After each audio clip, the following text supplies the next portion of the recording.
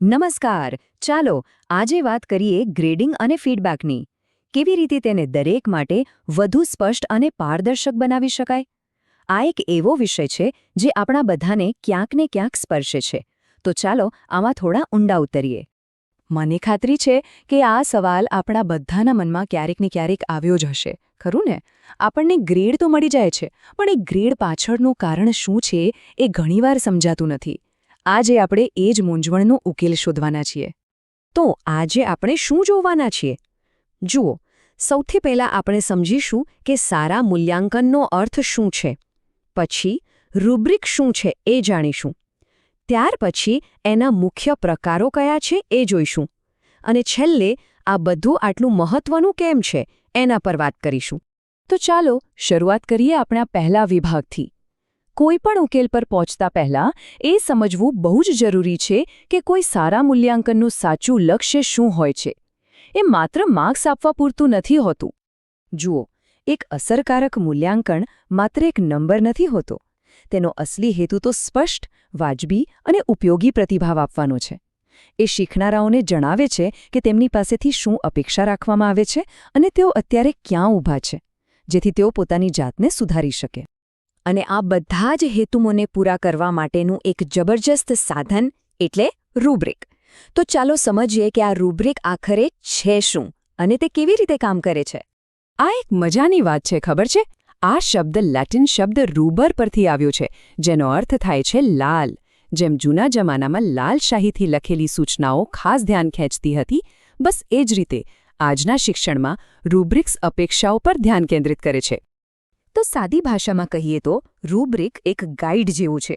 એ સ્પષ્ટપણે બતાવે છે કે કોઈ પણ કામનું મૂલ્યાંકન કયા આધારે કરવામાં આવશે. આનાથી આખી પ્રક્રિયા વધુ સુસંગત અને નિષ્પક્ષ બની જાય છે.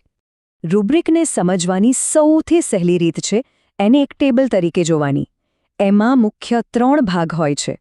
પહેલું, આડી હરોળમાં હોય છે માપદંડો, એટલે કે શું તપાસવામાં આવશે. બીજું, ઊભી હરોળમાં હોય છે પ્રદર્શનનું સ્તર, એટલે કે કેટલું સારું છે. અને ત્રીજું, દરેક ખાનામાં સ્પષ્ટ વર્ણન હોય છે કે એ સ્તરનો બરાબર અર્થ શું થાય.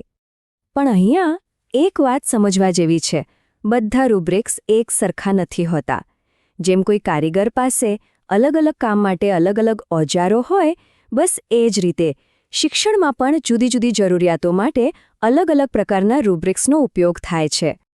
આમ જોવા જઈએ તો રૂબ્રિક્સના ઘણા પ્રકારો છે, જેમ કે વિશ્લેષણાત્મક, વિકાસાત્મક, સર્વાંગીણ. પણ આજે આપણે મુખ્યત્વે 2 સૌથી મહત્વના અને વ્યાપકપણે ઉપયોગમાં લેવાતા પ્રકારો પર ધ્યાન આપીશું: વિશ્લેષણાત્મક અને વિકાસાત્મક. સૌથી પહેલા વાત કરીએ વિશ્લેષણાત્મક રૂબ્રિક્સની. આ કદાચ સૌથી વધુ વપરાતો પ્રકાર છે. આ રૂબ્રિક કોઈપણ કામને એના નાના નાના ભાગોમાં તોડીને વિગતવાર પ્રતિભાવ આપવા માટે બનાવવામાં આવે છે. આનો અર્થ એ થયો કે કોઈ એક જ કામ માટે કોઈને રજૂઆત માટે અલગ સ્કોર મળે, ચોકસાઈ માટે અલગ સ્કોર મળે અને સૂત્રોના ઉપયોગ માટે અલગ સ્કોર મળે. આનાથી એકદમ સ્પષ્ટ થઈ જાય છે કે બરાબર ક્યાં સુધારો કરવાની જરૂર છે. ચાલો આને એક ઉદાહરણથી સમજીએ. અહીં જુઓ, આ એક ગણિતના દાખલા માટેનું વિશ્લેષણાત્મક રૂબ્રિક છે. આમાં સ્પષ્ટપણે લખેલો છે કે દરેક માપદંડ માટે અલગ અલગ સ્તર પર શું અપેક્ષિત છે. આ જોયા પછી કોઈ પણ પ્રકારની ગેરસમજને સ્થાન જ નથી રહેતું. અને આ જુઓ, કેટલી અદ્ભુત સ્પષ્ટતા છે. ખાલી ગણતરીમાં ચોકસાઈવાળી લાઈન જુઓ. સ્કોર 1 એટલે ઘણી ભૂલો અને સ્કોર 4 એટલે ભૂલરહિત ગણતરી. આટલું સ્પષ્ટ વર્ણન હોય પછી કોઈ દલીલને અવકાશ જ નથી રહેતો. બધું જ પારદર્શક છે. ટૂંકમાં કહીએ તો આ પ્રકારના રૂબ્રિક્સ એકદમ ચોક્કસ પ્રતિસાદ આપવા માટે બહુ જ શક્તિશાળી છે. તે કોઈપણ વ્યક્તિની શક્તિઓ અને નબળાઈઓને સ્પષ્ટપણે ઓળખી કાઢે છે. ખાસ કરીને જટિલ કાર્યો માટે આ ખૂબ ઉપયોગી છે. હા, એ વાત પણ સાચી છે કે આના કેટલાક પડકારો પણ છે. એક સારું અને વિગતવાર રૂબ્રિક બનાવવા માટે શરૂઆતમાં ઘણો સમય અને મહેનત લાગે છે.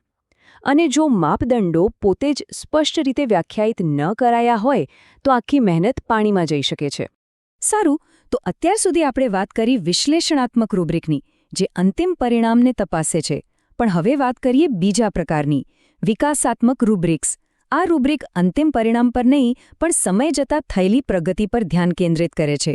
એ કોઈ શીખનારની વૃદ્ધિની યાત્રાને ટ્રેક કરે છે. આ બંને વચ્ચેનો તફાવત સમજવા માટે એક સરસ ઉદાહરણ છે. વિશ્લેષણાત્મક રૂબ્રિક એક ફોટોગ્રાફ જેવું છે, જે કોઈ એક ક્ષણનું ચિત્ર આપે છે, જ્યારે વિકાસાત્મક રૂબ્રિક એક આખા વિડિયો જેવું છે, જે સમય જતાં થયેલી પ્રગતિની આખી વાર્તા કહે છે. અહીંયા જુઓ, આ મૌખિક રજૂઆત માટેનો એક વિકાસાત્મક રૂબ્રિક છે. અહીં સ્કોરને બદલે ઉભરતા, વિકાસશીલ અને ઉચ્ચ વિકસિત જેવા શબ્દોનો ઉપયોગ થયો છે. આનો હેતુ અંતિમ ચુકાદો આપવાનો નથી, પણ એ બતાવવાનો છે કે કોઈ શીખનાર પોતાના કૌશલ્યમાં ક્યાં પહોંચ્યો છે. તે માર્ગદર્શન આપે છે કે તમે અત્યારે અહીં છો અને આગળ વધવા માટે આ કરવાની જરૂર છે. તો આ બધી ચર્ચાનો સાર શું છે? રૂબ્રિક્સ વિશે જાણવું અને તેનો ઉપયોગ કરવો, આ બધું આટલું મહત્વનું કેમ છે? આનો અંતિમ ફાયદો શું છે? આનાથી વધુ સારી રીતે કદાચ આ વાત ન સમજાવી શકાય. એક સારું રૂબ્રિક ખરેખર સફળતા માટેની એક રેસીપી જેવું છે. એ તમને જણાવે છે કે કયા ઘટકો જરૂરી છે, કયા પગલાં લેવાના છે અને અંતે પરિણામ કેવું દેખાવું જોઈએ. તે મૂલ્યાંકનમાંથી અટકળોને દૂર કરે છે અને સ્પષ્ટતા લાવે છે. અને ચાલો, આ એક વિચાર સાથે આપણે આ ચર્ચા પૂરી કરીએ.